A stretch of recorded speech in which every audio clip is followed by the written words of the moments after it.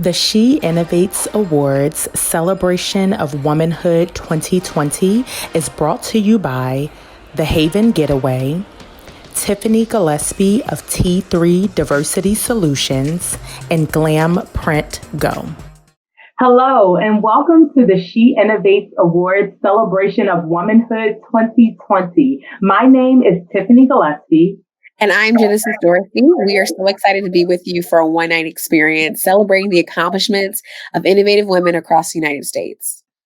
For the last 3 years, we have hosted the Celebration of Womanhood as a live event in Philadelphia, Pennsylvania, for an intimate group of women. It has always been one night where women of all races and backgrounds could come together to be catered to and to be celebrated.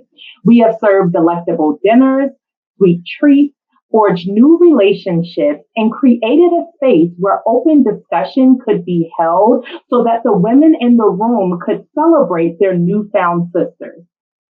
We have had the pleasure of honoring women for their everyday contributions to community, motherhood, marriage, and self-improvement. And this year is no different. A few months ago, Tiffany and I realized that there was a blessing in the midst of the pandemic. We had a unique opportunity to expand the reach of this event to the entire world due to the power of technology. We could honor women from Pennsylvania to California to Rhode Island to Louisiana. And tonight's event is sure to be a momentous occasion. But before we go forward, let's take a look back at how this all began.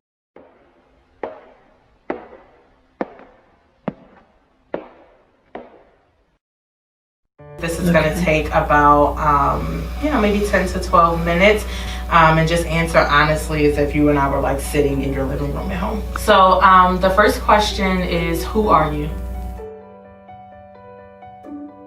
And then we can do some like smiles.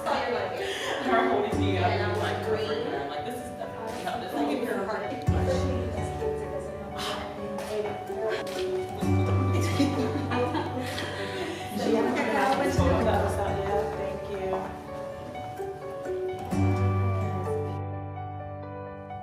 Well, who I am, I think, is always evolving. I'm a strong woman. I'm a woman who wants to leave every person and place I touch better than I found it.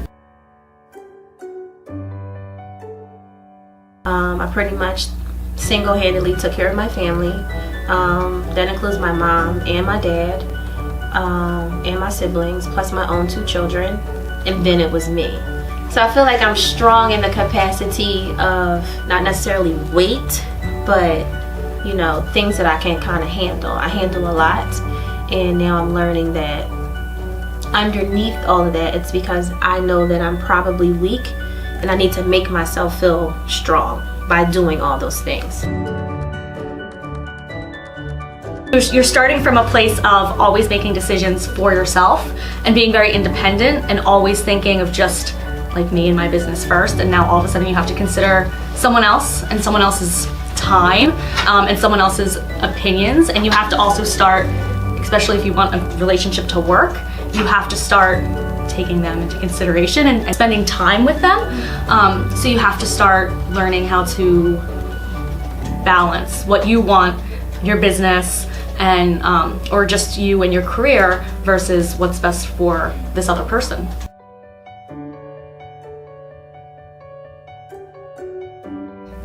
We finally ended up getting divorced, and I felt free for the first time in a long time. He was a good guy, but that's how his family was. That's how everyone was brought up. You do whatever the guy does. You have to go with the guy. You have to invite all the executives in his realm wherever you go, to a party, to a movie. You saw the same people whatever town you landed in. It was always a GE crowd. We lived in the neighborhood, and that was fine, but after a while you're like, who am I? The only way I could be different was when we lived in South Carolina, and I wasn't the one who put up the preserves or had the church service on Sundays. I was the one who made the peach daiquiris. That was my contribution. I figured if I can't join them, I'm just going to be different. I'll have them join me. So I made peach ice cream, I think, and peach daiquiris. Oh, it was scary at first because I had to leave a comfort zone, much as I didn't like the comfort, that type of comfort. I had to leave it when I got divorced. My husband didn't know what to do with the new me because I was finally asserting myself. You're taking that back because the cleaners wrecked it? Yes. And I'm going to stand there until they notice me, and then I'm going to stand there until all the customers notice me, and then I'm getting my money back. I love it. Oh, it got worse. Yeah.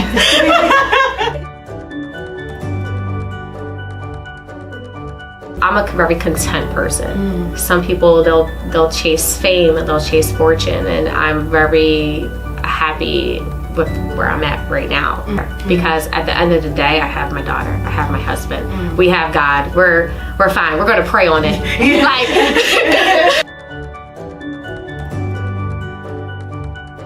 I think that one of the pieces too is that it's okay to say no. No, thank you. I don't have time for that. So prioritizing the important things in your life, and I think that your life is your masterpiece, right? You can get caught up in making a certain amount of money or having a certain lifestyle and expectation that is put upon us as women, right? Like, it takes everybody in your house to make it a home.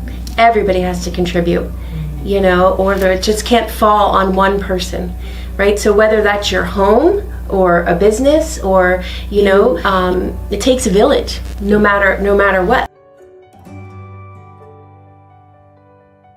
I have a rare inflammatory disease called Lipskin's Papillon's papillarides. I suffered with it, but I didn't know what it was. Then I went to my stylist and we sat, and she was like, okay, so we're going to just cut it down, and we're not going to save it. We're not going to save it. We're just going to take it off. She shaved it, and I turned around and I actually looked at myself in the mirror. I was finally free. I was free. View myself and being able to be confident, but also compassionate and, you know, soft but strong. Having the balance of all of those things, and I think that's the superpower of women, is that we have the ability to be all of that.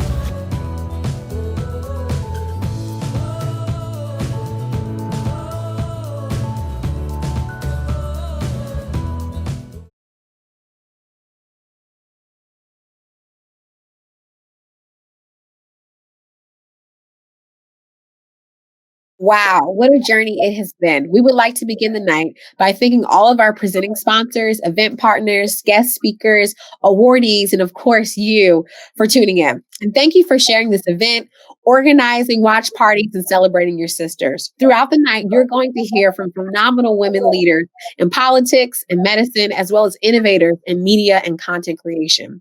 Before we introduce you to our first speaker, we would like to encourage you to engage with us on social media using the hashtag #SheInnovates2020. Without further ado, let's go to our first speaker of the night. Joanna McClinton Esquire took the oath of office to serve the people of the 191st Legislative District on August 25th, 2015, after winning a special election 2 weeks prior.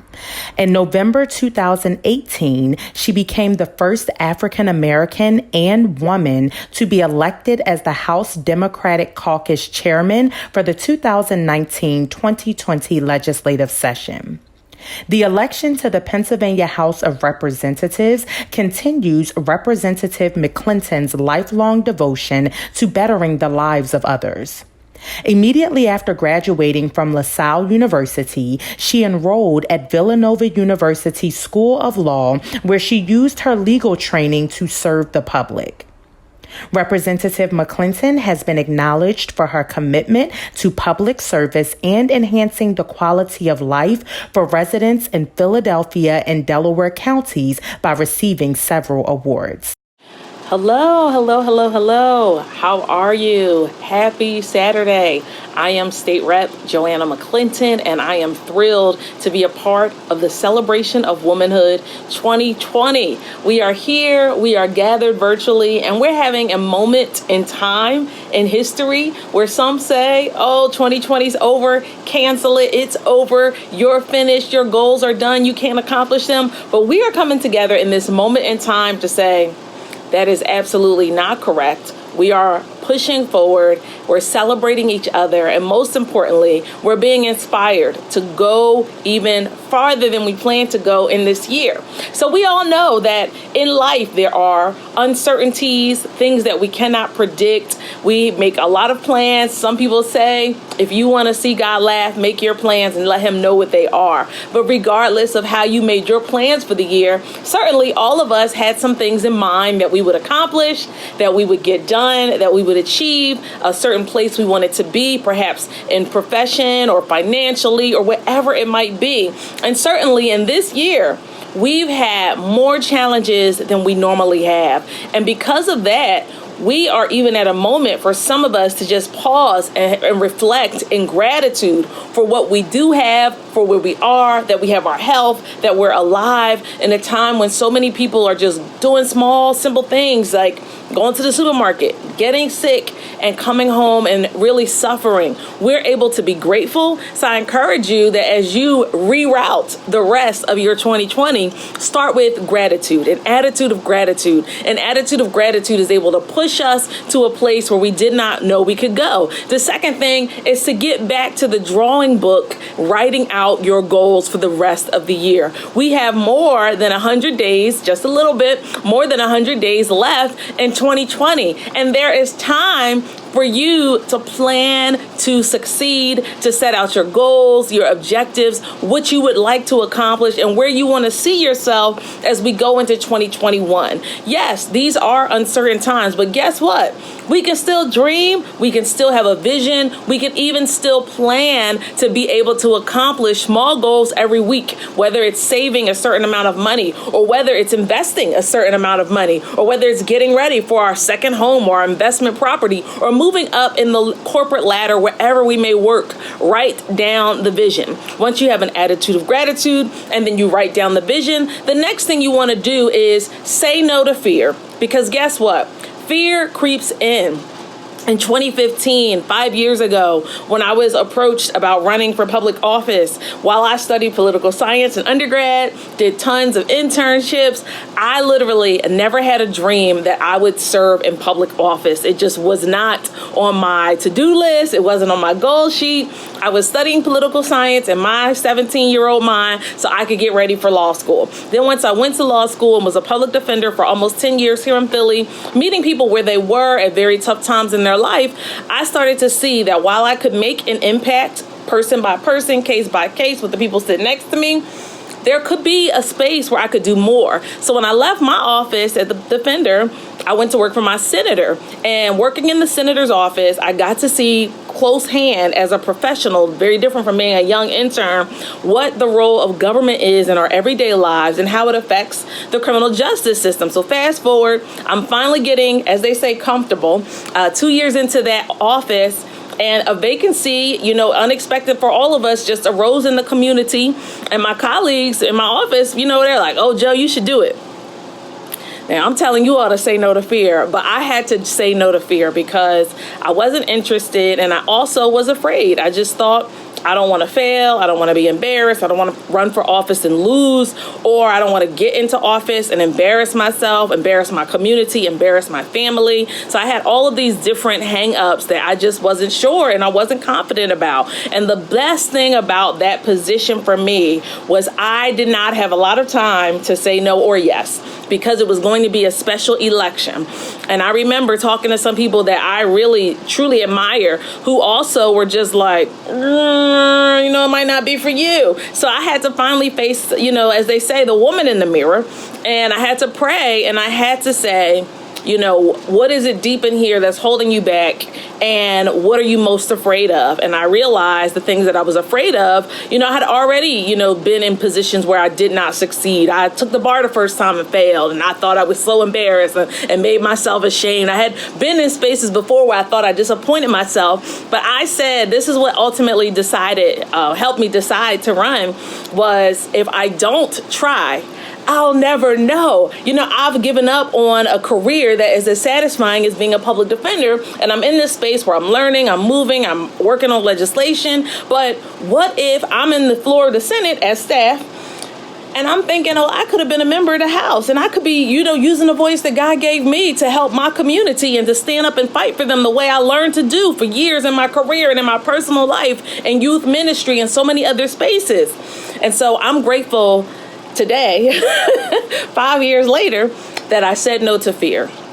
Because it was a difficult thing to say no to fear. But I said no to fear. I got out of my head, got out of my own way, and said, even if I fail, I won't know unless I try. So try. Say no to fear. Say no to fear. The next thing you have to do as we look around is be inspired by the women around us. There are times when people say, oh, women don't get along. You can't have girlfriends. You can't have sister friends. They want to take you out. Get rid of that rhetoric and be inspired by the women around you. There's so many women who are doing great things. And I mean, some of them are doing great things today. Others of them had to face things that we can only imagine. You can see my little button here, ain't I a woman? So some people look at that and have no idea what is referencing, and that's okay, because I'm not a historical expert for every phase in history, but because I learned about Sojourner Truth as a little girl, I've known about Ain't I a Woman in that speech since I was in elementary school. So it's something that I've always been very proud of, to think of a woman who was born a slave, who was able to get free and to then work, not just for the end of slavery, but for women to even have the right to vote, and for women to be recognized in society as people with capacity and brains and skills. Imagine that. And here we are in 2020, while we think, we're fighting the same battle, we're not. Because of women like Sojourner Truth, who stood up in the toughest times possible, pushed past fear, had an attitude of gratitude, and most importantly, had a vision and a plan. Look at where we are today, ladies. We can celebrate ourselves, and we can see that whatever field we're in, whatever industry, whether it's government like myself, where there are 253 state legislators, only 62 women, and get this, only 9 who are African American women. We are still making waves in 2020, and there is so much more for us to do. So you make sure that you go deep, deep, deep, deep down on the inside and say the rest of 2020 is going to be the best of 2020. And not only the best, but we're going to be accomplished. We're going to have an attitude of gratitude. We're going to write down our visions. We're going to also say no to fear, and we're going to be inspired by the incredible women around us. Thank you, sisters. Thank you, ladies. Thank you, Tiffany Gillespie, for your vision of bringing this together as we celebrate each other. Take care, continue blessings, and stay strong, ladies. Neosha Gardner is a multi-passionate entrepreneur, mother, and holistic birth doula, in addition to being the founder of Create Her Stock. Create Her Stock is the first and only destination for authentic stock images featuring melanated women. In an effort to search for images that complemented her audience as a lifestyle blogger, she struggled to find photos that looked genuine and real enough to showcase her content. Everything seemed outdated and lacked true representation of those who look like her, which were the individuals who she spoke to most. She took it upon herself to use her education in media communications and in social experimentation to create a platform that would offer affordable images to bloggers who wanted more than just the cookie cutter 2 thumbs up stock image results. 5 years later, her business continues to flourish with great intention and support.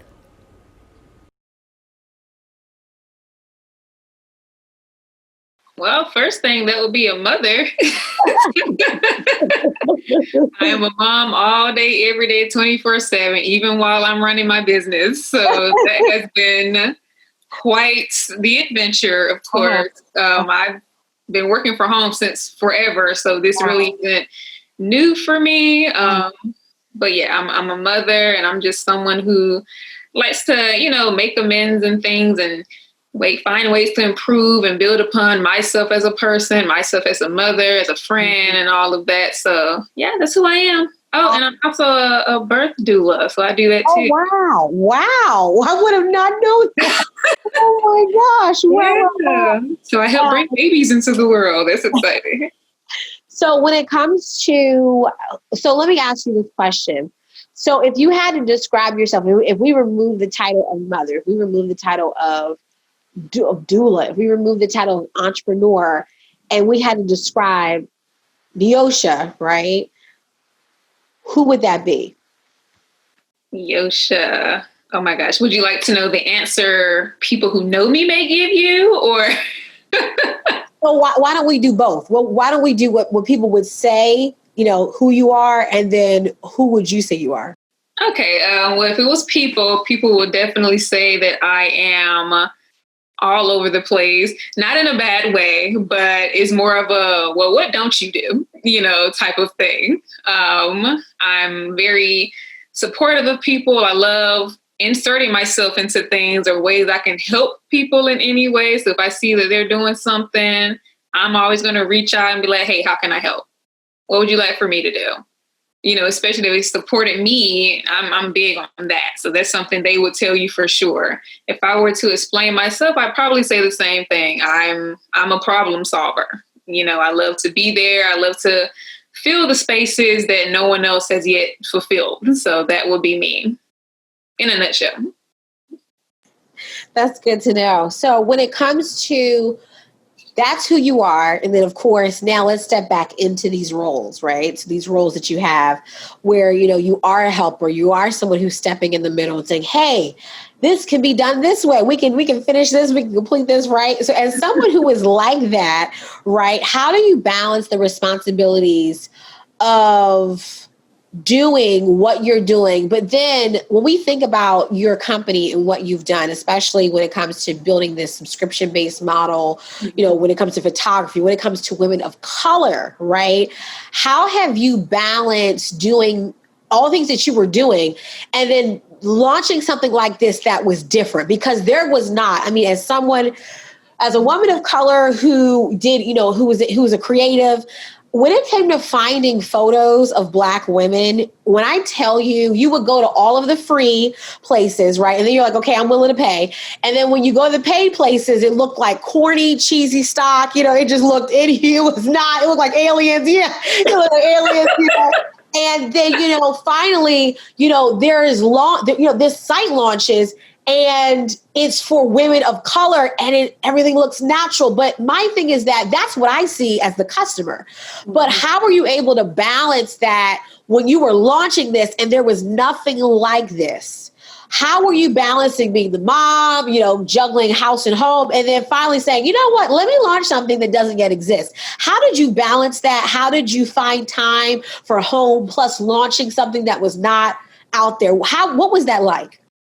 Oh my goodness. It was an adventure for sure, because again, I've never launched anything related to stock images before. I didn't really have, my foot on the ground with stuff like this, as far as someone showing me how to do it or how to go about it. So I pretty much just use intuition and of course, trial and error. And then at the time before we launched, I was a part of this Facebook group that had a bunch of bloggers.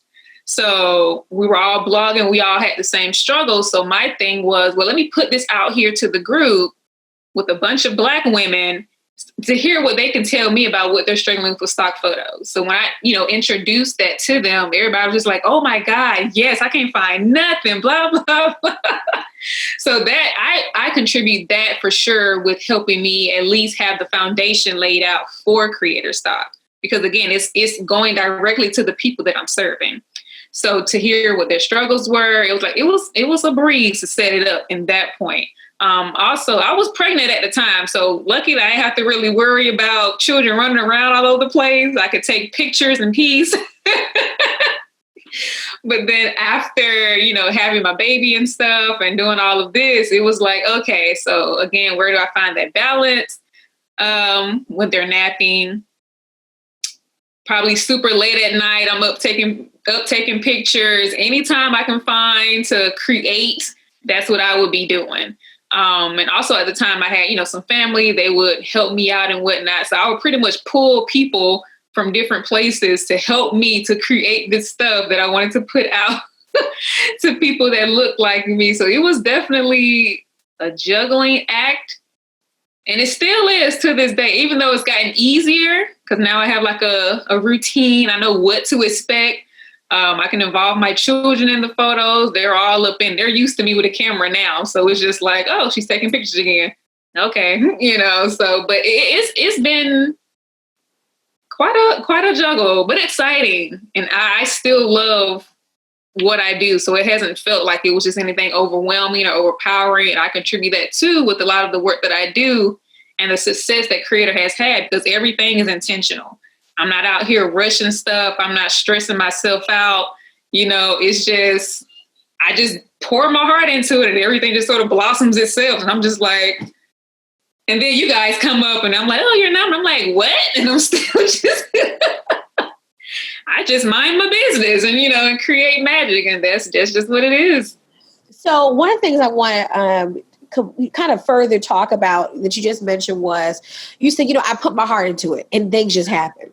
And I think it's amazing on how simple you brought that down, right? Because a lot of times when it comes to being a creative, we overcomplicate doing so many things and we forget that just put your heart into it first, right? And start there. So when it comes to this, again, when you look at it, it's so interesting on how you just said, hey, look, I put my heart into it.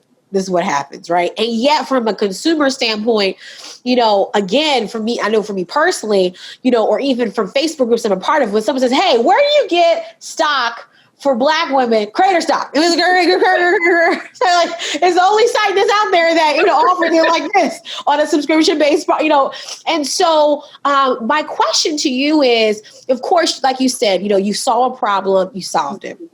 So how did you? Because it seems like for you, it was almost just like you saw a problem, you solved it. It was like that simple, right? But for people who maybe need a little bit more, push, right? Then maybe you had. What would your answer be if I asked you, when it comes to doing something that no one has done before, when it comes to being innovative, how do you get started by developing that idea? So when that idea came to you, when you saw those problems, what was the very first thing that you did to kind of begin to incubate that thing so that it could, basically manifest into something that was of reality? Oh, goodness. I love this question. And I get it asked to me in different ways. And I always start by saying the same thing. If I'm given an idea, okay, I have a seed that's being planted in my head. I have that for some reason. And this is what I tell people. If you have ideas and you're scared to sort of put those ideas out there and create something tangible, something that can be used, then to me, that's sort of like blocking a blessing. Because you had this idea that was planted into you for a reason.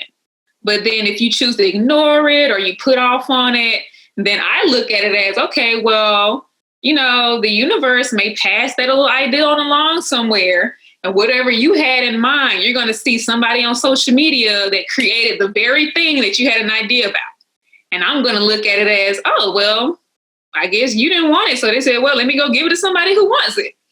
And that's how I see it. So anytime I'm thinking in that way, or you're, especially with anybody, if you have something that you want to create, do it. It's as simple as I can really put it. Just put it out there. It doesn't have to be perfect. Lord knows Creator stock was not perfect in the beginning. It was not. And I am very grateful that it wasn't, because again, it allowed us to learn and grow and, get through whatever we need to get to where we are now. So again, I wouldn't wait.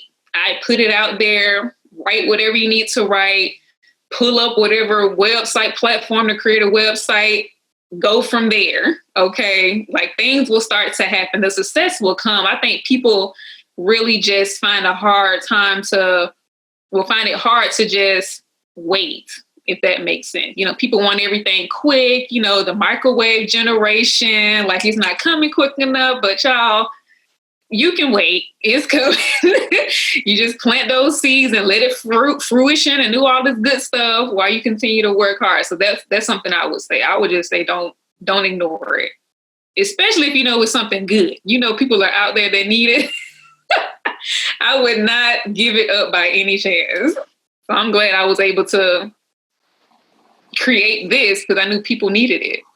You created something that is like really, really niched. And when we think about, where we currently are in terms of the social injustices and the racial injustices that we see. These things are not new. It's literally just technology that has made us more aware of what's going on. So things can no longer stay hidden, kind of like from town to town or state to state type of thing. So I think that I'm thinking back to like when you first started Creator Stock. How were you received in the marketplace, and what is the specific advice that you would give to innovators of color, right? There are women innovators across the board, but like, how were you received when you said, I'm going to create something that only has Black faces on it, right? And I hate the term Black face, but Black and brown people on it, right? And then what is the advice that you would give to other Black and brown women who are innovating, especially in today's time? Oh my. Ugh. I will share that when we first came out, especially with who our audience was and people sharing that, well, we pretty much only catered to Black women. You know, that's just what it is. And I had no shame in that. But we've had a few people that would reach out to us and they'd be like, so how come you guys aren't diverse? And my response to that would always be, we are diverse. You want to know how we're diverse? We're diverse because the Black women that we cater to aren't just one type of Black woman. If you're a part of Creator Stock and you see our images, you see the content we have, we cater to different assets, different types of Black women. To us, that's diversity, especially with the market that we're catering to. So I always, I go real hard about that whole diverse stuff. Like, don't come to me talking about we're not diverse. Like all these different women, like we don't just, cater to the cookie cutter Black woman. We don't just cater to the corporate. We cater to the woman that's religious. We cater to the woman that's, authentic and, not so, just holier than thou. Like you have different sort of Black women, alternative, punk, all of that good stuff. Like everybody's not the same. So that's again, from the very beginning, that's how I wanted things to be. And thank goodness for having carpal tunnel vision, because I foresaw stuff like this year back then before we started Creator Stock. I was just like, look, it is gonna, it's gonna be what it's gonna be, but that's how I would do it. Now, if anybody is out there trying to create a product or something and they want to cater very niche to a very niche, audience, do it anyway. Because again, that's going to be your saving grace in times like this, if that makes sense. And then again, people always say you want to find your niche, blah, blah, blah. So I can find my niche, but then people are still going to have problems with it. I'm not worried about those people with the problems. I'm worrying about the people that I'm serving who are trying to solve their problems. The people who are complaining about, oh, diversity this and blah, blah, that, whatever. They're not contributing anything good for our growth here.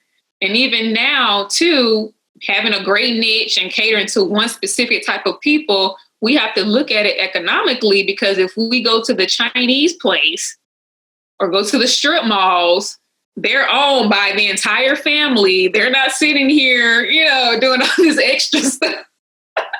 Well, let's diversify our strip mall to make sure different type of people. No, we're still going to shop with those same people and they're going to support. So why can't I do the same thing and focus my audience and my niche on Black women?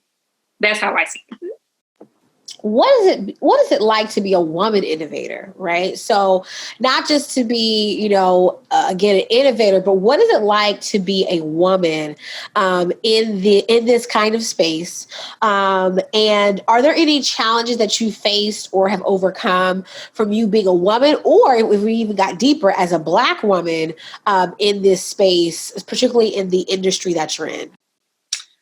I would say challenges, I wouldn't say too much of a big challenge. Maybe any challenge that I've had came outside from people who wanted to pick my brain in a sense. How can I go about doing this, blah, blah, blah? Or can you come out and teach my audience how you made it? But then, and these are people that don't look like me, FYI. So can you come out here, fly out here and, speak to our audience of all of these people, but you don't want to pay for my time or expertise? No, sir, I cannot. I'm sorry. That's that makes no sense for me to help you out. And, you're getting all this wonderful stuff because people want to know how I got to where I am. Whatever success that I have, to me, I'm successful, whatever. And the same success that you feel that I have enough to invite me out to big conferences or conventions should also tell you that maybe you should, I don't know, open your wallet and support the businesses, that you're trying to get exposure from, so it's like, come on now. So any challenges like that have been related to stuff in that sense, and I have no problem with saying no, turning down offers. I do it all the time. And I attribute that too to why we're successful in this way, because I don't sell out, so to speak. Like, I do not have the time for that. But as far as any other challenges, being a Black innovator or anything like that, I don't think I've had that, to be honest, anything like that. But it's really essentially been smooth sailing, if I could say that. That, I have a question just to kind of piggyback that. Yeah. Do you think that has been because you have focused on, in a sense, catering to your own? So, it's almost like, because you've served your own, it was almost like an embracive space, because also too is an area that was lacking, right? Yes. It was almost like, you're coming to save us, right? Like, you're coming to help us out, you know what I mean? And so with that, for anyone who is thinking, they're thinking, wow, I love to see what she has done. I love to see all the things that she, has accomplished. And, especially as a business, this is a great business model that you've been able to really create. Mm-hmm. And so what words of wisdom would you have to other women, other Black women, women that are not just leaders and creators? Because I think, it's one thing to make something. It's another thing to disrupt an industry and do something that has not been done before, that really transforms how people see themselves or a product, right? For instance, with your product, it's transformed how the world sees Black women. Because, for so long, right? For so long, when you go on a website and let's say, I want to show Black women, it would be in a way that was very whitewashed. Let's just say it was polished to an eye that needed to receive it, right? And now it's still polished, but it's in Black polish, right? Like it's how we want to be. Oh my goodness. I would first say that you should be open to failure. That's like the number one. I think a lot of people who are looking to start something or looking to create something initially that they feel may disrupt or may even, cause a stir in people, get them riled up. That should be something they should just be open to. Just open arms. Come on, failure. Let me have it. Bring what you got. If you can get that out of the way, then all of a sudden you have no worries about whether you're going to fail or not. I went into creator thinking, okay, well, maybe people may receive it in a great way. Maybe not. I had a little doubt, but then I'm back like, whatever. Let me just go ahead and put it out. Because look, if I won't do it, somebody else will. Back to that, because it will quickly get passed over me. All right. Now I want to be sitting back here looking like, dang, that could have been me, but no, I was too scared. But I think, again, I welcome failure. That would be my number one thing. Welcome that. Like, you're not going to go into something and automatically just, skyrocket and turn into a 2 trillionaire like the Bezos guy in Amazon. That's not going to happen overnight. He has some failures, I'm sure. But with anything, go in, don't worry about whether things are going to be perfect, whether they're going to work properly. Like, even now, I'm super happy about this whole silver lining with the pandemic stuff, because now it's showing that things are imperfect.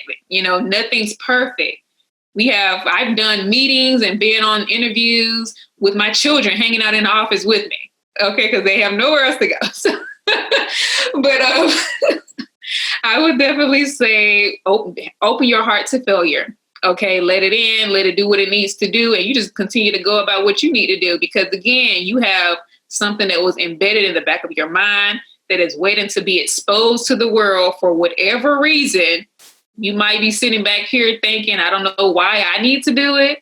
I don't want to do it, but maybe you should just do it anyway, just to get it off your chest so it's not irking you. But other than that, that's pretty much like my number one piece of advice for any innovator or creator. And then two, always remember that you are a creator in a sense anyway. Like you were born that. Like we were born to just create our realities and all this stuff. And it sounds so cliche when people say it randomly like that. Like you are a creator, create your reality. But it's very true.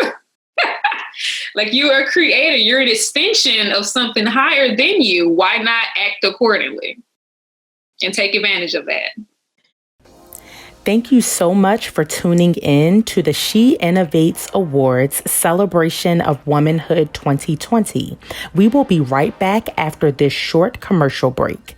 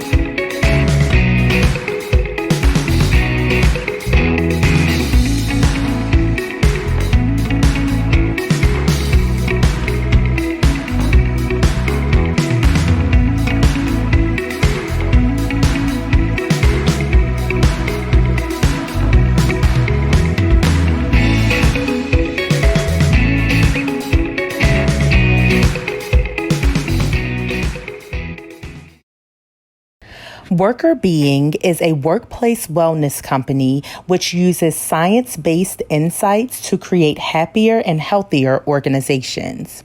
Founded by two PhDs in industrial organizational psychology, Dr. Patricia Grabarek and Dr. Katina Sawyer, Worker Being implements cutting-edge interventions to help organizations drive work-life balance, psychological safety, equity, and inclusion while decreasing stress and unhealthy workplace behaviors. Through their podcast, blog, courses, and consulting services, Worker Being provides the tools that employees and leaders need everywhere to cultivate wellness at work. Through enhanced wellness, Worker Being helps organizations to unlock untapped potential in their workforces, ultimately improving job attitudes and performance. Hello, I'm Dr. Patricia Grabarek. And I'm Dr. Katina Sawyer, and we're Worker Being, two workplace wellness experts who have a blog, podcast, and offer consulting and speaking services around topics like work-life balance, diversity and inclusion, stress management, and building thriving work environments. We started Worker Being with the goal of bringing research-based wellness insights to employees everywhere and the goal of enhancing well-being in the working world. We are so happy to be here celebrating womanhood with you, given that we're female entrepreneurs and we have a very strong focus on diversity and inclusion. So while everyone is facing some challenges in the crisis that we're currently in, women are uniquely facing some challenges right now. First of all, working women in general, everybody's working from home. Work from home is really beneficial in some ways. But when we're isolated in many areas of our lives, being stuck in a house and having so many demands can become stressful and it can become lonely. Because women are more likely to feel pressure to maintain social connections or to be connectors, this isolation may be even more impactful. Or it may cause women to feel guilty if they're experiencing mental health challenges that make them less likely to reach out at this time. Further, job insecurity and disruptions in various industries might also be driving stress for women. And all of this is compounded for women with children. Women with children are managing the demands of having kids at work who are also dealing with being isolated and away from their friends, as well as managing schooling and childcare while working from home. Also, women of color are experiencing unique stressors during this time period. Societally, Black Lives Matter has brought issues of racial justice into the center of the public eye. These really important conversations, while crucial, can be re-traumatizing or exhausting for women of color, are also coping with everything we've already discussed. So, given that women are expected to perform well at work, care effectively for family, friends, and children, and to serve as emotional and social supports for others, we have a lot on our plates. Many of these expectations may not align with what we find personally fulfilling and engaging. It can be hard to find time for ourselves, and we may often feel guilty when we can't do it all. This is emotionally and physically exhausting, and it's also stressful. Have you ever felt unable to focus on the work in front of you, but you didn't know why? Have you felt drained, sluggish, or run down? Do you feel like you have a short fuse with others? Or maybe you find yourself crying and you're not sure why? You may be battling with exhaustion if so. And what about stress? Do you feel overwhelmed, anxious, or are you having some trouble sleeping? You might be dealing with a lot of stress that can contribute to poor well-being. And if you feel this way, it's totally okay. Given all of the expectations we described earlier that are placed on women, it's really normal to feel this way. When you're not achieving or pursuing goals that you find personally meaningful, or when you feel your autonomy has been compromised by other people's expectations, or when you're not judged in the same way that others are, even when you're giving the same performance, there are well-being related consequences. So what do you do about these consequences? We need to work together to reduce these expectations. We can try not to hold other women to these standards. And for those of us that have any power at work, we can advocate for better policies and practices in the workplace. We can also identify allies who can help to amplify our voices. These allies could be at work or at home. For example, you might talk to your partner to alleviate some of these expectations and get the support you need with housework, childcare. If you're unpartnered, really think about the type of support that you need when selecting a future partner. And at work, find those with more power that care about you and gender equity. So encourage them to advocate for equity and opportunities. Ask them to raise your voice when others are not listening. And you can do the same too for others around you. You may have more power than someone else. Amplify their voices when they're not being heard. Make sure that their voices are heard and that you can support the organization noticing them as well. We can also patron each other's businesses and businesses that we know provide good work-life environments for women and that promote well-being for employees. We can vote with our feet. We can decide where to spend our money and where to spend our time. Overall, we as women have power, and we can use that power to shift conversations.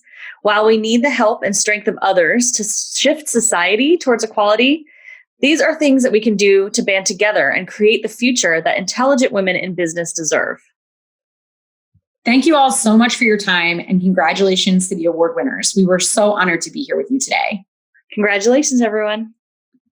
Cherry Gregg is the community affairs reporter for KYW News Radio and producer and host of Flashpoint, a public affairs show that airs each weekend on 6 Intercom stations in the Delaware Valley.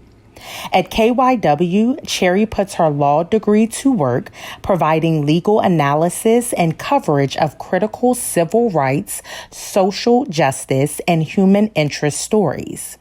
The award-winning journalist also stays active in the community by moderating town halls and providing coverage of the everyday heroes changing the lives of those in need. Cherry is a graduate of Boston University, Howard Law, and Klein School of Media and Communication. She is a past president of the Philadelphia Association of Black Journalists. Tell us more about who you are as a woman outside of your roles and titles. Well, as a woman, I'm a woman of faith. I'm a woman who believes in community, and I'm a woman, of course, who loves my family. One of the things my mother always told me was use your power to help your people. And so that is a mantra that I live by. It's what has helped me create a mission statement to educate, and positively influence and empower the world. And the way that I do that is through media and communication. But I also try to do that with everybody that I work with, everybody that are my friends, my family, and that's who I am. That's who I was raised to be. And I was raised by very strong women. So faith, community, and family, that's who I am outside of what I do for a living. So as an innovative woman, there are a lot of people who are leaders, business owners, all of these titles, right? But being an innovator is something that is really unique. And you have to you're really creating from scratch, right? With no blueprint. So what has your journey of innovation been like? And then what role has your faith played in how you've innovated? Well, I think the journey for innovation is when you're a Black woman, a lot of times there are no spaces that have already been created for you. And so a lot of times you have to be innovative and create a space for yourself and for people who are like you and look like you. And so almost every place I've ever been, that is what has sort of spurned the innovation from inside. While at KYW, I pitched and created a public affairs show called Flashpoint. During the COVID-19, I decided, I was like, hey, people are getting misinformation. I'm going to create something called Real Talk with Cherry. And so you just kind of do whatever needs to be done for the time. I think my faith plays into it because it goes back to using power to help people. Like everything that I do is grounded in that I know that I've been given talent. I know that I've been given gifts by God, and that it would be a sin for me to use those talents and those gifts for bad or for evil. And so I'm forced to go towards the light, try to highlight communities that don't get highlighted, try to help people in any way I can, and use whatever platforms I can to do a little bit of good in the world and leave the community a little bit better than the way I found it. Let's talk about the intersection between being a Black woman innovator, and integrity. I heard you mention that, and really, and I believe the same thing. Like it would be a sin for you to not use the gifts that God has given you, but also to use those gifts for good. And we live in a world, and we're really in a time, I believe, spiritually and naturally as well, where things are being uncovered and are being exposed, right? So again, let's talk about like that intersection between being Black, woman, innovator, and doing all of that with integrity. What does your journey look like with that, and what advice would you give? Well, it's funny. Somebody told me that, Cherry, if you were more sensational, you probably would have moved up or moved out a lot faster. And I thought to myself, why do I have to be sensational? Why can't I be authentic? Why can't I do good work? Why can't I help people? Why can't those things be the things that take you to where you're trying to go? And I thought to myself, if I need to be someone other than who God made me, then maybe I'm not supposed to go those places. And so a lot of times I had to ask myself, like, what do you really want? I think in this media space with social media and, in the chase for coins and dollars and everything like that, like you can lose yourself. You can literally be chasing the light and end up in a very dark place. And so I'm very grateful in that, I went to law school, I worked at a law firm, I made a lot of money, but my heart was empty. I didn't feel like I was helping anybody. My best talents were not being utilized. And so through the grace of God, I was able to take a leap with a really strong support system, jump out there, make no money. And within a year, 1/11/11 was my first day on air. I quit my job January 15th, 2010. So God moved, and like it was so like written that I could not have predicted a better situation. I mean, and I had zero experience in radio when I started. And God has opened doors for me every place because I know that I was using the powers that he gave me and the gifts that he gave me to do good things. And so I continue to do that. I know he's going to continue to open doors for me and take me places. So I just leave that sensational stuff alone. I've been told that if I was willing to do certain things, other things would have happened for me a lot faster. But I just stay humble. I stay prayed up, and I just keep, working on myself and like trying to become a better person, because I know if you become a better person, better things happen. And so it's a work in progress, really. It really is. How do you develop innovative ideas? And what would you say to the woman who is not as innovative or who may desire to be an innovator? What would you say to that woman about the process of developing innovative ideas? I think every innovation,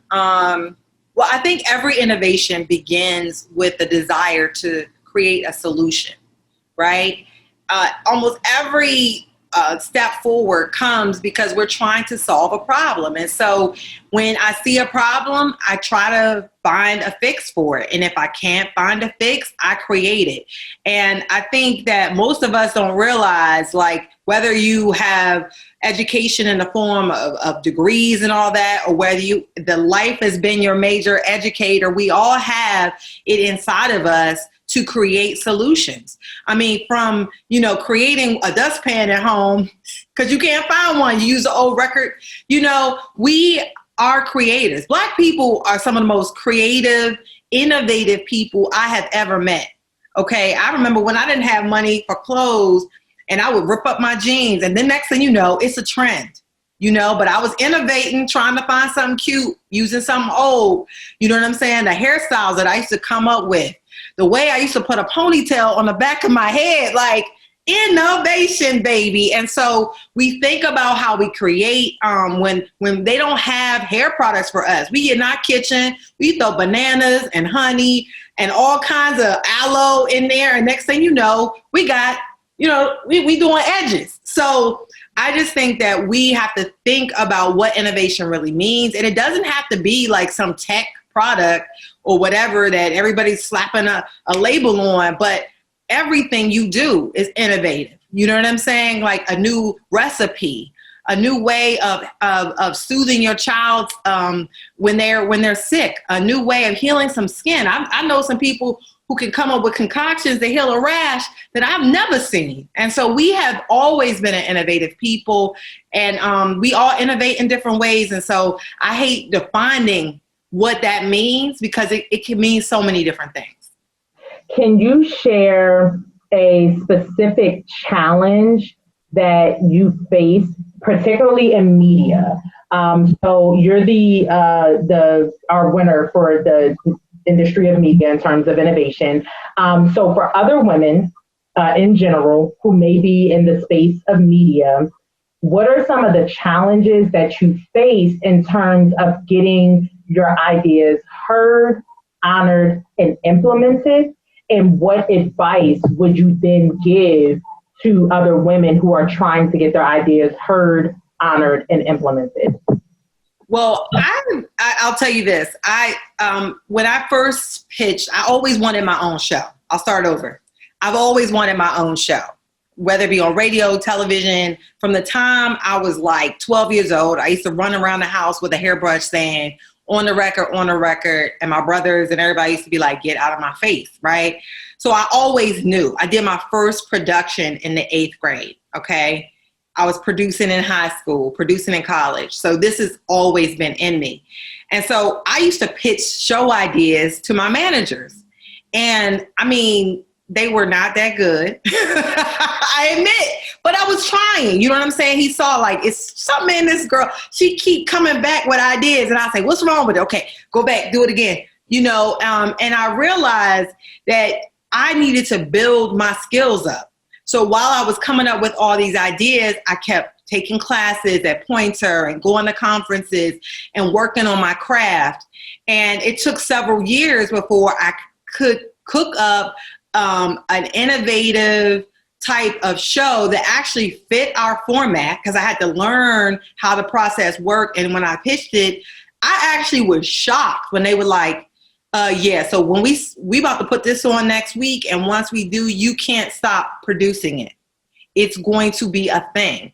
And it went from one time slot to multiple time slots to 6 stations. And so my advice to women is, number one, don't stop trying. Just because you get a no, keep building your skills, keep building your brand, keep building your confidence, and keep pitching, keep trying.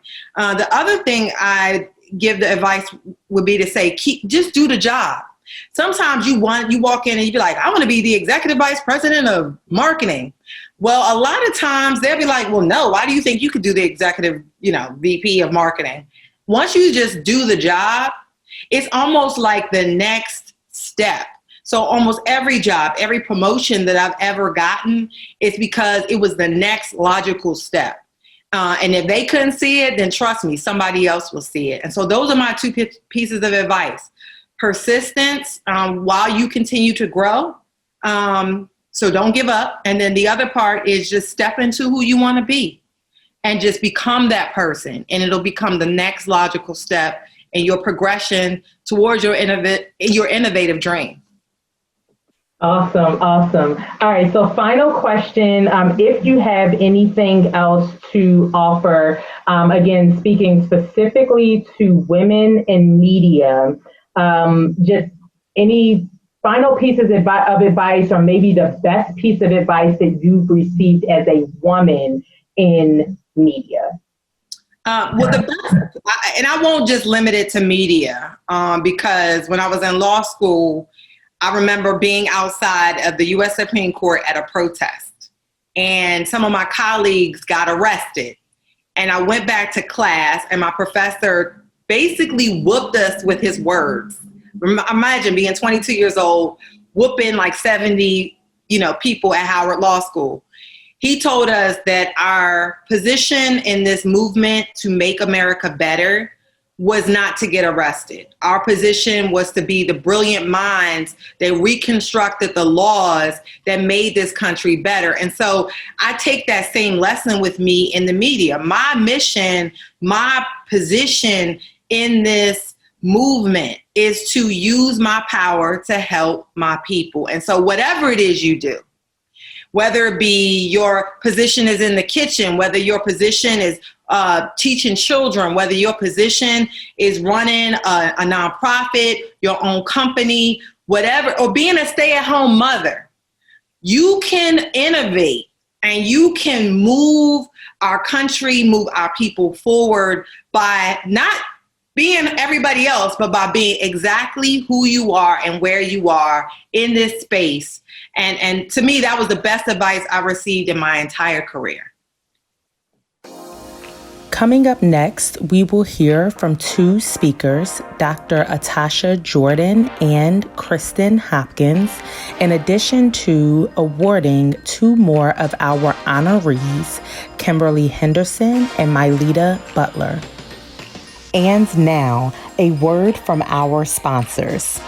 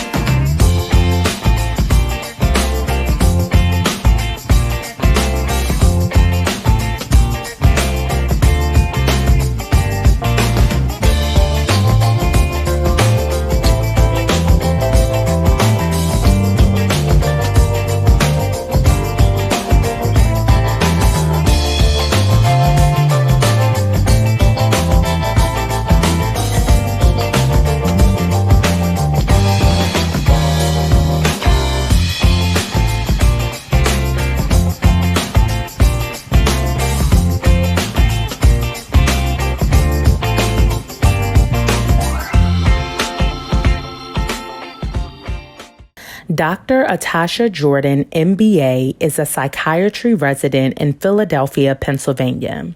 She earned her AB in neurobiology at Harvard University and completed the MD MBA program at the University of Pennsylvania.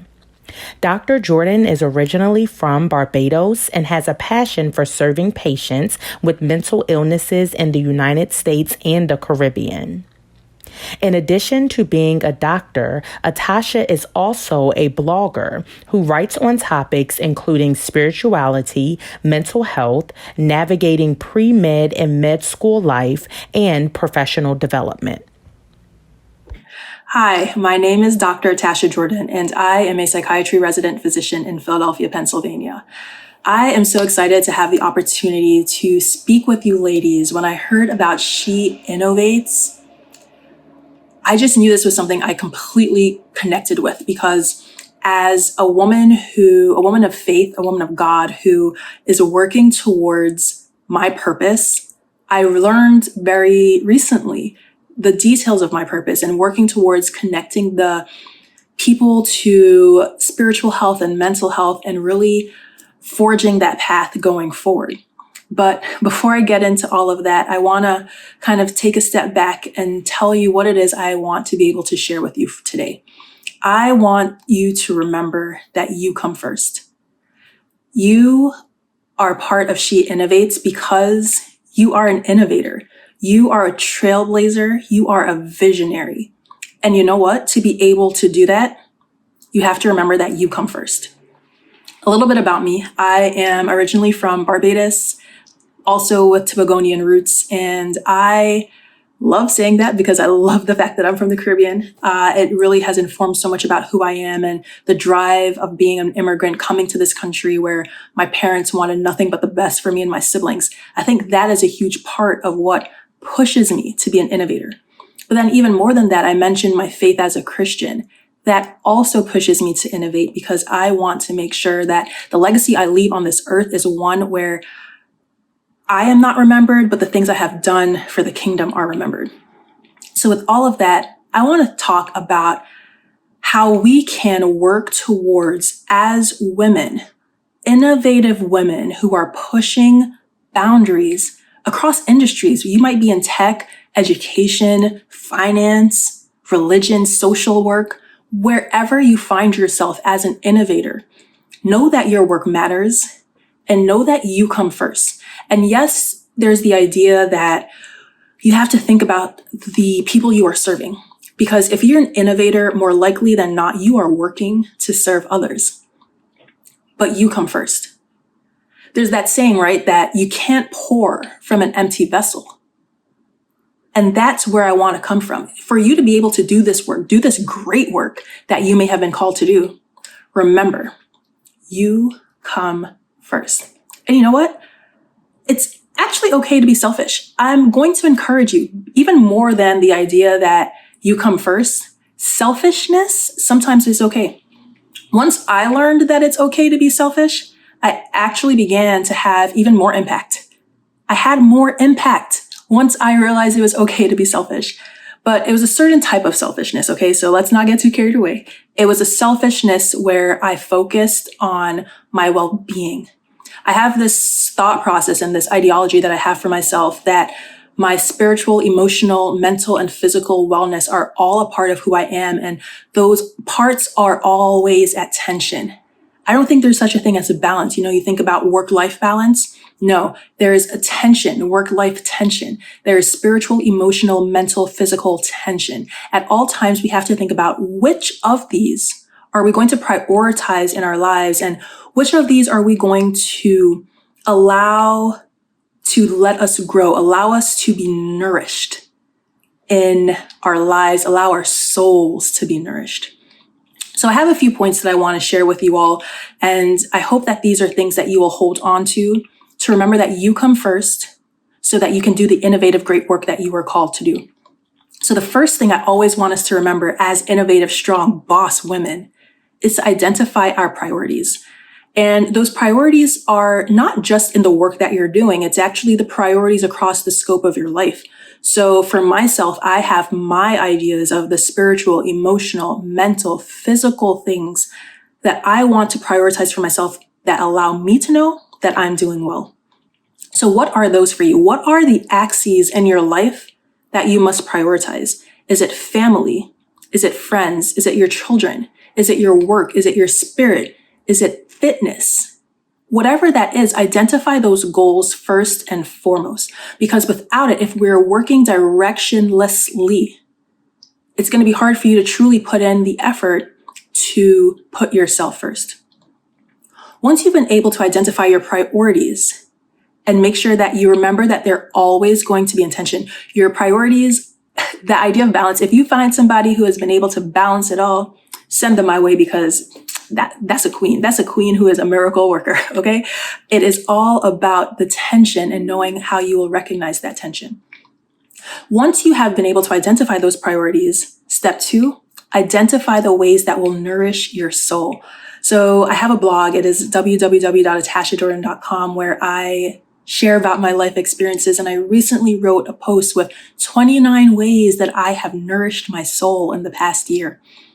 For me, again, I'm thinking about spiritual, emotional, mental, physical. I went on hikes. I prayed. I worshiped. I started regular therapy. Therapy is dope. If you're not in therapy, consider it. I found ways to nourish my soul, ways that fed into me, that made me more alive. And in doing that, I was even more recharged and more motivated to do the things that I'm called to do, to study, to research, to present, to share on the ideas of the intersection of Christianity and psychiatry, and how spiritual health and mental health are so deeply interconnected. The last thing I want you to remember is to know when you are feeling overwhelmed. Know when you need to step back and really lean into those things that nourish your soul. Think about the priorities that you have for yourself. How are these priorities lining up with the ways that you feel nourished? And remember, if you feel overwhelmed, it's okay to take a step back. Be selfish, because in your selfishness, you will allow yourself to better serve the people you were called to serve. With all of that together, I just want you all to remember that as these boss, innovative women that you are, put yourself first. You come first, and it's okay to be selfish. Myleta Butler is a former 300-pound New Yorker who is the CEO and founder of MyLegKini Swimwear Incorporated. Her patented swimwear designs shape a woman's hips, waist, legs, and thighs. And more recently, she started sharing her brand story as a weight loss boss on YouTube. Myleta is a wife and mother who has struggled with her weight since the age of 19. At her heaviest weight, she tipped the scale at 304 pounds. After a health scare and a much-needed wake-up call, she was able to lose over 160 pounds to take back control of her health. Between designing swimwear that encourages women to embrace their beauty and love their curves, Myleta's goal is to continue inspiring other women who may be struggling on their weight loss journey. Myleta resides in Tampa, Florida with her husband, son, and their 2 Doberman Pinscher puppies. All right, so we're going to get started. Tell us more about who you are outside of your roles and titles. Who are you as a woman? Wow. As a woman, I would say I'm someone who appreciates life, full of energy, and I walk around like I'm on borrowed time. And I feel like we all are. I feel like once we identify our God-given purposes, that we're supposed to get busy doing them. And I'll say for me, I say purposes because I feel like just like God, like we're multidimensional. And so I'm constantly trying to find ways to tap into what God has for me and to get busy doing it. So I would say that's me. I'm a wife, I'm a mother. I love fitness and health. I'm a self-proclaimed foodie as well. Awesome. So how did you balance being a foodie, but also being into your health, and then being a wife and a mother? So prioritizing your health. How did you balance all those things? I'll say this. I believe that all successful people plan. No one just stumbles into success. So a big part of my life involves planning. So I'm really good at making a plan, but then I also have a plan when things are not going to go as planned. So I have that expectation set in mind, but really it's just about balance, making sure that I'm, being a wife and a mother, which I love and enjoy, but also being the entrepreneur that just makes me wake up in the morning, that just drives me. And so it's all about planning. Awesome. Very good. So how do you then, moving beyond the plan, right? So there are a lot of people who plan. They have great ideas, but there's not always things that come to fruition. Sometimes people have a hard time bringing to life the words that they put onto paper. So how do you move beyond the planning phase, or like what piece of advice would you give to women to help them move beyond the planning phase?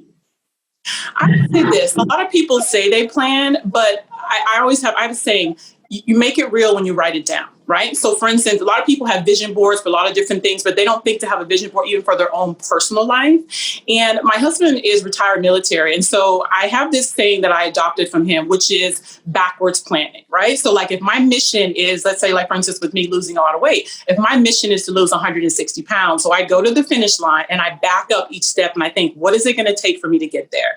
Is that going to take me actually writing down a meal plan? Am I going to start exercising? What's that going to look like? How many days a week? How am I going to incorporate that into my business schedule as well as my personal schedule? And so I think my best advice is to write it down and actually make it very plain and very clear, as the Bible tells us about doing that. And so I think sometimes people say, I have a plan, but they haven't really thought A through Z steps and incorporated an A2 and an A3 as well, because there's a backup plan to it in order to see yourself fully through. You mentioned that you are a wife, you are a mother, you're a business owner, and then you also have those things that you do for yourself personally, which centers around, your health and doing other things that you enjoy. But you're more than just a business owner. You are an innovator. So how do you balance the energy how do you balance giving the energy that is necessary to your personal life, as well as the level of energy that is required to be an innovator? How do you balance those two things out, and like where does the strength to do it come from? Well, my number one strength comes from God. I mean, that is absolutely, I would not be able to start my day or end my day without him. But I would say the main thing is that I've been so blessed that what I do, I absolutely love. I'm passionate about. That's what drives me. It's not that I'm just getting up and I'm going to work and I have this company and I have this product that I'm selling, or I have the concept and the ideals of my weight loss as well as my weight loss book. No. What I do, I absolutely love. I'm passionate about. And I'm passionate about being a wife and a mother. I'm very proud of that. And I feel super blessed that my family understands how important my business is, and that entrepreneurship to me is important because it is something that I love and I'm doing something I'm passionate about as well. So don't get me wrong, I have long days. Some days have 16, 17, 18-hour days that I'm pulling. But again, the energy that keeps me going is my passion that drives me. And so I think that's a huge part of what we're doing here. And it's my big why, if you will, when it comes to being an entrepreneur and balancing work and family life. But I think that if we can't return to our why, especially on those hard days when it gets really tough, when we hear all those no's, then a lot of times we can quit because we're not grounded in something stronger than ourselves. Tell us about the innovative idea that you came up with in terms of your swimwear. Where did this idea come from? And then we're going to talk a little bit about some of the logistics in terms of how did you know to patent your idea? So we'll start with talking about just how you develop innovative ideas. And then I want you to tell, without giving away your secret sauce, what the idea is and what your business is. Okay. So how the ideal came about, I remember years ago when I was taking a business class in college, and they talked about if you can find a problem and solve a problem, then you're actually filling a need in the market, and that could be your niche. And so for a long time, I struggled with my weight since I was 19 years old, going up and down, high as 304 pounds, down to 143 pounds, and everything in between. So living in the South, in Florida, where we're close to the beaches, I developed this love-hate relationship for swimwear. And I just felt like I watched women, paying all this money to pick out a swimsuit, which a lot of times they tortured themselves to find, and then they pay more money to cover it up, right? Because there's certain parts of the body that they're just not comfortable showing in the sunlight. And it's not that they don't love their body. It may just be they're just not comfortable exposing it, as in conventional swimwear. So knowing that this was a problem, knowing that I had always struggled with it and I tried to cut this and add it to that, I thought, you know what, I'm going to design something. And so since my mother-in-law says my mind never sleeps, I just remember one night just being frustrated after being at a play date with my son, and it was at a pool with other moms. And I remember constantly doing the whole cover up thing, or I do the uncover and take cover where I jump into the pool just to kind of hide the insecurities of my body. And so I remember coming home that night, putting my son to bed, grabbing a piece of paper and pencil, and I just started sketching. And I thought, you know what, there has to be a happy medium between, the conventional swimwear of now and then something that would also, make us celebrate our curves, make us feel sexy and beautiful, but not be cumbersome in the water to wear. So that's where that started. Like, how did you know how to protect your idea? Because again, for centuries, Black and brown people have been innovators, but many times our ideas are stolen and whitewashed and, another label put on them, and then it becomes somebody else's product, right? Yeah. So yes. How is it important to you to protect your idea, and how did you know to protect it as an innovator? Okay. I actually have to give God all the credit for putting that on my heart, as well as I'm going through my emails one day and there was an article, and I can't remember exactly which magazine it was, one that I was subscribed to. And there was an article in there from the Spanx founder, Sarah Blakely. And I remember reading it. And one thing that she pointed out was very key, and it stuck to me. And this actually article came probably about a month before the concept came into my mind. And it said, two things. One, protect your ideas in the infancy stage, because that's when they're the most vulnerable. Because a lot of times, your family members or your friends might talk you out of something that you feel would be great. You've thought about it, you've already researched that the need is there, and you still want to do it, but they may talk you out of it. So protecting it was one thing. So I didn't tell anyone when I was first working on the idea. The second thing was to patent your ideas, because as you said, historically, a lot of Black and brown people don't think to protect their concept, and next thing you know, they go to market and the big fish, swims in and they're done. And so I first approached my husband because I had to convince him that we needed to hire a patent lawyer, number one.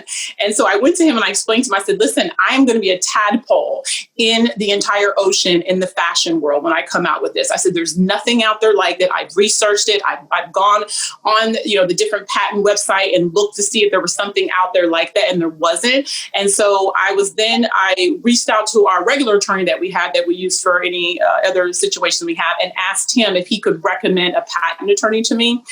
And he did, which was wonderful, because then the patent attorney actually referred me, asked him for a trademark, because I wanted to protect my name too. My name was something very unique, and I didn't want someone to, once we came out and everyone fell in love with the product, that they were able to take my name as well. So I tried to get as many levels of protection as possible, knowing that I would, one, be new to the fashion world. Two, we know that knockoffs happen overnight in our country as well as other countries. And so I wanted to have a leg to stand on once we went to market. And so that was how that came about. And luckily for me, I'm a research junkie. So I tell anybody, listen, as much as we like to research, where to find the cutest, shoes or fashion or whatever, research your business, whatever it is, whatever area or market you're going to go into, become consumed with it. Find out as much information as you can. Not that I want to be a patent lawyer, but I can read patents now. I know the verbiage. I understand them. I know the trademark, basics. And we want to know that, even though we're hiring the professionals to take care of it, but I wanted it to be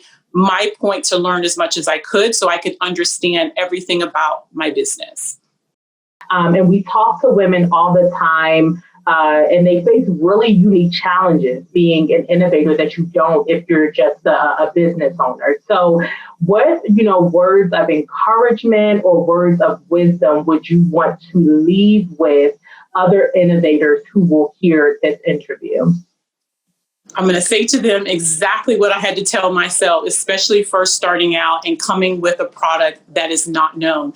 Going from multiple manufacturers and trying to convince them to make this concept that I had in my head, marrying these two specific things together was almost foreign to them. And so I got several no's. I got, no, we can't do this. And I'm thinking, I'm not a seamstress, but this can be done. But the problem was there was something that they weren't used to. It was something new. And so what I learned is that you have to take every no as a practice for the yes. If you know that you're onto something, trust that. And if you can't work with that manufacturer or that company or whatever it is that you need to get to the next level, you need to look for another one, especially if you know that this is something that is going to help the market, fill a void in the market, if you will, and be so innovative. And it's going to just change the whole dynamics of the field that you're pushing towards. Again, take that no as a practice for the yes and keep pushing through, keep continuing to believe in your product, protect it at all costs, get as many levels of protection that you can. So that way, when your product or your actual concept blows up, you'll have that level of protection that you needed.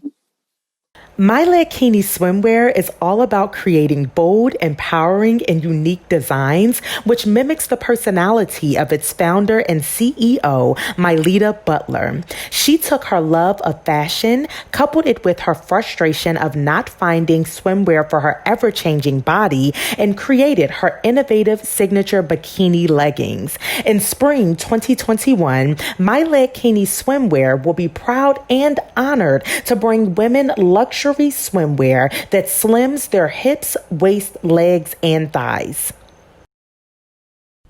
Kristen Hopkins is an international social entrepreneur dedicated to the holistic development of youth and young adults.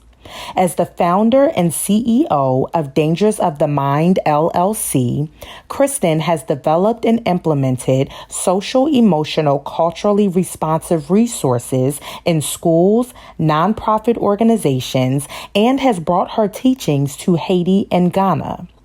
Ms. Hopkins is an esteemed author of multiple books and a curriculum and intervention kit for in-school suspension and youth detention centers.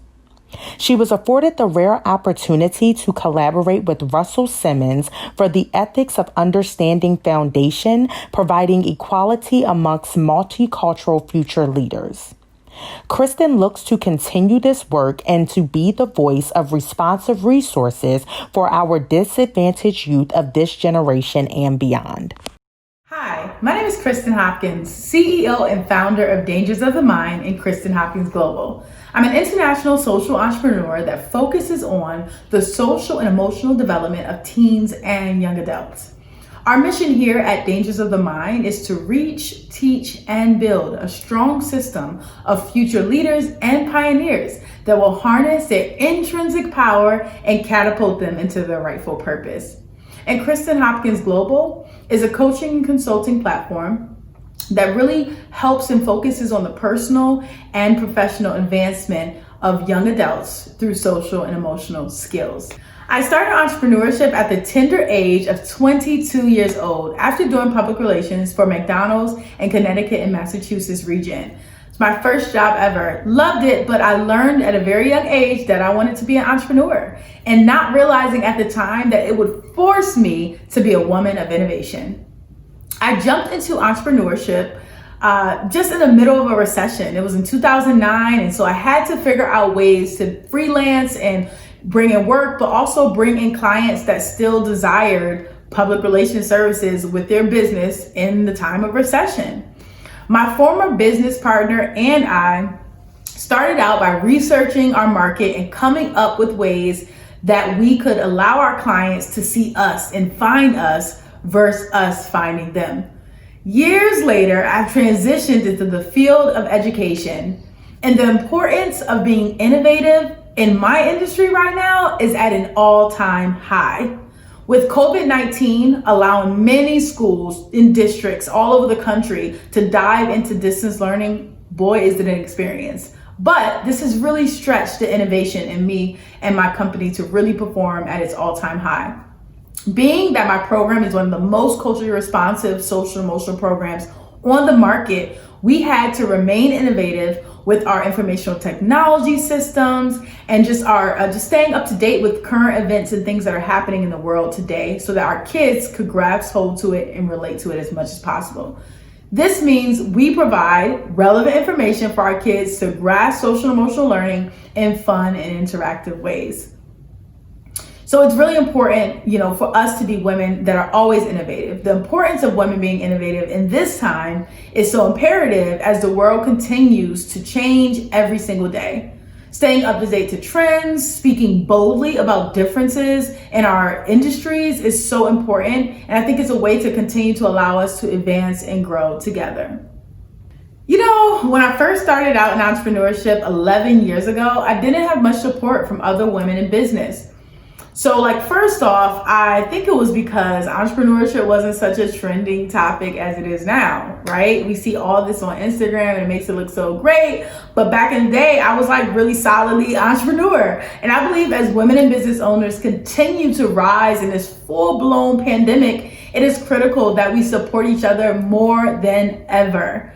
We have to continue to invest in women businesses, continue to collaborate with women in your industries, and continue to encourage women during these times is the least that we can do. I believe this is a time to celebrate women in business more than ever. We are breaking barriers right now every single day. And when I think about celebrating, I say celebrating equals collaborating and communicating. Celebrating women entrepreneurs can look as simple as a repost of their products on social media to actually investing in their products or just simply giving someone that a compliment on the work that they've done. Allowing them to shine, shouting them out as your WCW, and just stop overall competing with each other, because I believe collaborating beats competing every single day. Defining womanhood to me is being a woman who owns her power. A woman who is nurturing, a woman who is compassionate, a woman who is bold in their truth, a woman who is fierce and independent, and of course, a continued woman who steps out into the unknown every single day through innovation is so important. I want to encourage all women to know your power so that your influence can live up to it. Because understanding your influence can change your world and the world of so many others around you. Let's continue to celebrate women because we deserve it. Simple as that. So I want you guys to keep dominating. Kimberly Henderson is a fun and emerging creative entrepreneur from the great city of Dayton, Ohio. She received her Bachelor of Arts degree in communications from the prestigious Central State University. People are her passion, and she wants to help people embrace their weight loss journey no matter how they get there. She believes that we are first servants to all. She gives to her community, known as the K Squad, through motivational messages of encouragement, dope recipes, laughter, and real-life stories. She understands that weight loss and life are a marathon. When she is not working on her life or being creative, you can find Kimberly on a yoga mat, in a HIIT class, or eating her favorite snack while binge watching her top TV shows. Hello, everyone. My name is Kimberly Henderson. Outside of my roles and titles, I am an auntie, a sister, a creative. I am somebody who loves life. I love to travel. And I am somebody who loves to connect people with their God-given purpose and motivate them on a continuous basis. I would say what really moves me is just my ferocity and just my gumption for life. Having been in near-death experiences where my face was crushed when I was in a car accident when I was 5, that really has me grateful for life. So what gives me purpose and passion, and why I'm so passionate about just like life in general, is just the change and I get an adrenaline rush from when I see where I used to be to where I am now. And so what drives that is just my inner instinct to just be greater than I was the day before. It's no mystery. I love to be motivated, and I also love to motivate. So that's another thing that drives me in my passion. One thing that I am absolutely peacock proud is that I have to always look within to make sure that that what I'm doing has purpose and it has meaning. And so with that, it's just this inner gut feeling of being accomplished in every field that I want to do. And that comes from also the woman I was raised, my mom. She has given me a lot of purpose and passion. And so her serving God has allowed me to see how I can serve people. And so that's just that coupled with my passion just makes me want to be a better person, period, or just a better woman, period. Faith plays a huge role in me answering the call. Like before being an entrepreneur was a thing, or before being a creative was a thing, I was that person.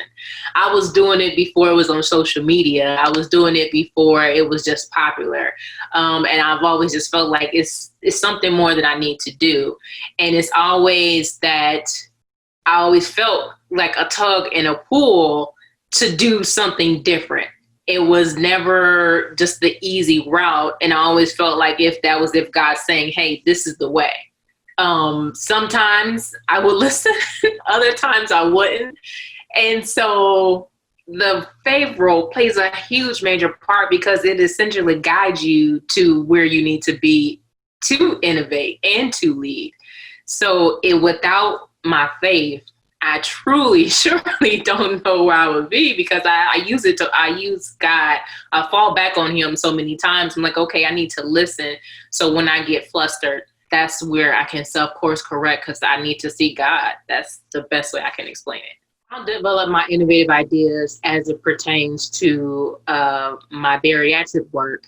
Bariatric basically meaning people who've had weight loss surgery. How I came up with innovative ideas that way is I looked and researched what was out there, and it was nothing really out there for women of color or an African-American woman.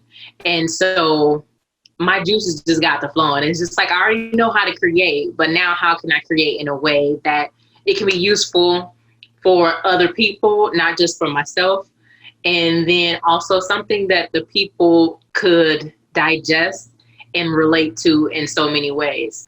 I've had people, even a child reading my book, and I was very surprised. I had a child read my book, and that they understood the story, and they were just like really surprised, but then also inspired by the idea of the book, that they continue to work out and also create a journal themselves. And I was just like, wow, like that was crazy. So when someone's parents had came to me to say that, I was just very surprised. But those innovative ideas, they start in my car. I always say they start in my car, because that's kind of like my prayer room.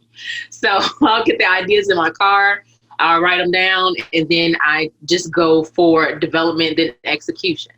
And so that's essentially from ideation to manifestation. That is important for representation to be in innovative spaces, because I feel like, one, the call was placed on me because I feel like, hey, this is my story. But then also that leads to other people telling their stories. And I believe that it just continues this generation of letting people know, like, hey, it's okay to be creative. It's okay to be different. It's okay to stand in a space where it matters, where you matter, your story matters, which I just talked about this. But if I didn't tell my story, if people didn't see me, an African-American woman or a woman of color, or just in that space, I believe that a lot of people wouldn't go through with their dreams, their purpose. They wouldn't continue on because they'll be scared, like, hey, nobody else like me is doing this. So why should I even continue? Like, there's not a market for it, or there's no space for me. But I had to create the space, but two, is also important because I'm making room for other people. So I believe that that's the most important part for representation, because you have somebody to look up to. One of my, she's not even in health and wellness, but somebody who I love to follow is Tracy Ellis Ross. I feel like she's my spirit animal. And so I look at her and I'm just like, wow, like, you know, another Black woman who's great. Or, you know, just different people, Viola Davis, Kerry Washington, all these people matter because I see myself and I know that I can do so many more great things, because if they do it, I surely know I can do it myself. So the I Can Do This journal is a 365 days. So it's a yearly journal that I created based off, I created it based off because there was a need, not only for me, but for other people. So the why behind it was because everything out was so methodical. It was so black and white. Literally asked the same questions, had the same format. You can literally, people were giving out journals, and I would look at these journals that they had for bariatric patients or for weight loss surgery patients, and they all were the same thing. How was your day today? How well did it end? And so then I created it based off of my experiences. One, not only during weight loss, but as a Black woman. I talk about my hair problems. I talk about my skin color. I talk about loving myself. I talk about my story, my journey. Like, it's riddled with more than just the surface level of behaviors that we need to change. And so it's a behavioral journal. So basically your behaviors become habits. And once those habits, they basically tell you a story of where you're heading right. I mean, where you're going right or where you're going wrong. So that's another reason why I created it as well.